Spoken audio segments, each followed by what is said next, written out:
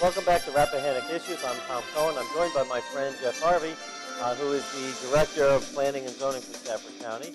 And so we're talking about the comp plan. In Stafford, we're sort of redoing it, one of the updates. And so in the first segment, you talked about state codes and different parts of the comp plan. But just briefly sort of say, why do we have to update it? Well, the comprehensive plan is a living document, so what we're doing when we create a comp plan is we're taking a snapshot in time. Here's the demographics for today. This is what we're projecting in the future. This is what we'd like to see in the future. But as time marches on, those conditions change. So it's something that we need to look at periodically. The state law says that every locality has to revisit their plan every 5 years. Doesn't necessarily mean it has to be changed, but it has to be looked at. Right.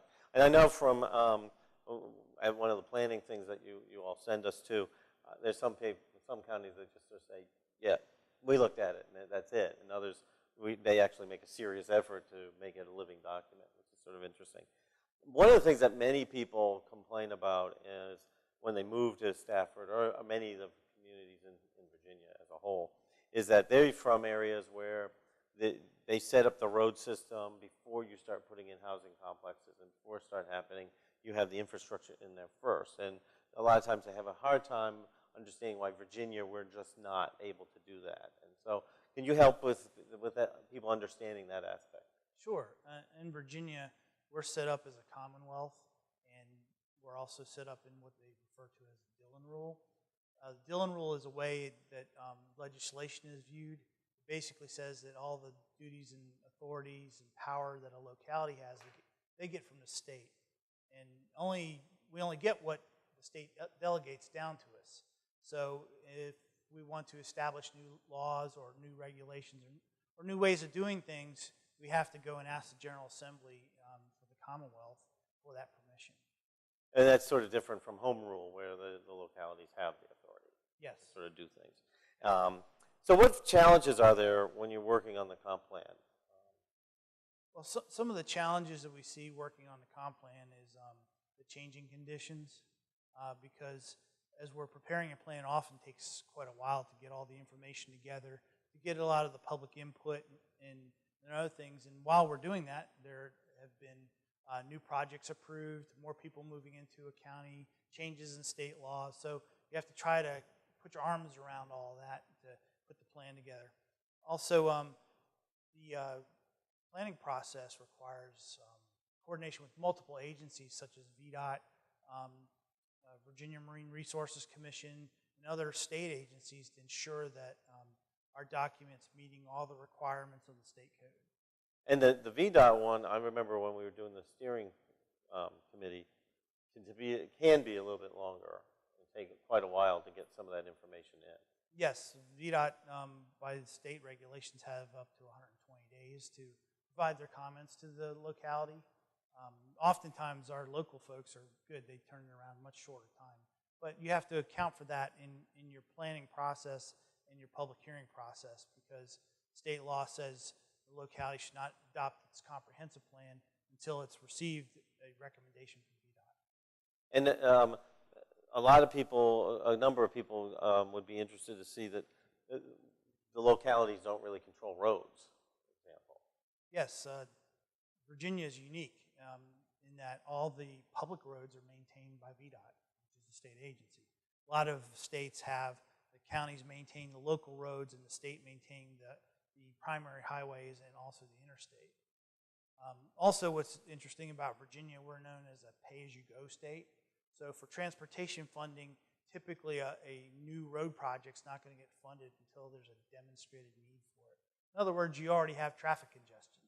So other localities look farther out, as far as the state governments, look farther out as to what the future needs are and try to build more to those future needs. Right. I know people in Texas or California say, they build these massive roads and then they start doing it, but that's not the way we're allowed to do things here. Correct. There are many abbreviations. I keep saying comp plan, you keep saying comprehensive plan. But what is the USA? The USA for Stafford's comprehensive plan is our urban services area. It's where we plan for our more dense development. It's areas where we have public water and sewer. We anticipate that there'll be sidewalks and street lights and other and transit and other amenities that would serve the broader community. And then for the USA, in ours, it's almost as though it's an hourglass for Stafford. Yes, there's two primary residential concentrations, one area in the Garrisonville Road corridor, another one in South Stafford. But in the middle part of the county, that's where we have a lot of our business and industry plan. And that's where we focus a lot of our road improvements, as well as we want places where we want to put future schools and parks and other types of facilities. And at one point, the state was promoting the concept of a UDA, which is an urban development area, but now they've sort of changed on that. So can you sort of enlighten us on all that whole issue? Yes, a number of years ago, the state developed this concept of an urban development area where there would be future concentrated growth at a high enough density to support transit. That legislation forced localities to change the way they did their comprehensive plans and focus the development in these specific areas. And that development was supposed to accommodate all of our 20 years projected growth. Last year there was an amendment to that, 2 years ago there was an amendment to that legislation that no longer made it mandatory, it was recommended. So a lot of localities have gone away from having an urban development area. There was a number of concerns amongst the community about the state mandating how localities would develop. Right. I mean, there's if you went with that state basic language of a UDA, you had to follow a lot of what the state code was, which caused a lot of consternation on some people's parts. Yes, it did. And so now we're moving towards something called the TGA. Yes, in Stafford's planning, we're looking at renaming the UDAs into a targeted growth area and having a similar type of design where that'd be more intense development area, but not as restrictive or rigid as what was proposed with the UDAs. And by that, having more concentrated, or what type of housing are you talking about? Single-family detached townhomes and apartments, as well as commercial. A number of the buildings would be multi-story. Okay.